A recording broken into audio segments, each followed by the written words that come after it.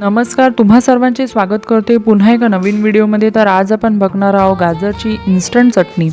तर सर्वात प्रथम गाजरला सोलून घ्यायचे आणि त्याचा किस करून घेतलेला आहे। आता एक कढई घ्यायची आहे, त्यामध्ये तेल टाकायचं आहे।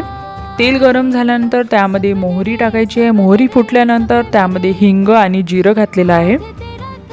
आता त्यामध्ये 2-3 कढीपत्त्याचे पाने आणि हिरवी मिरची टाकलेली आहे। त्याला देखील छान मिक्स केल्यानंतर त्यामध्ये चवीपुरते मीठ, लाल मिरची पावडर घातलेला आहे। आता मी त्यामध्ये चाट मसाला आणि थोडंसं साखर घालून त्याला छानपैकी मिक्स केलेला आहे। आता जे आपलं गाजर होतं त्याला टाकायचं आहे। त्याला देखील छानपैकी शिजवून घ्यायचं आहे। थोडा वेळ प्लेट ठेवून वाफू द्यायचं आहे। गाजर आपल्या तब्येतीसाठी खूप छान असते आणि अशा प्रकारे जर तुम्ही चटणी बनवाल तर खूप छान लागेल। आणि वरून कोथिंबीर घालायची आणि लेमन ज्यूस टाकून आपल्याला छानपैकी आपली चटणी जी आहे ती बनवून तयार आहे। तुम्ही नक्की करून बघा। धन्यवाद।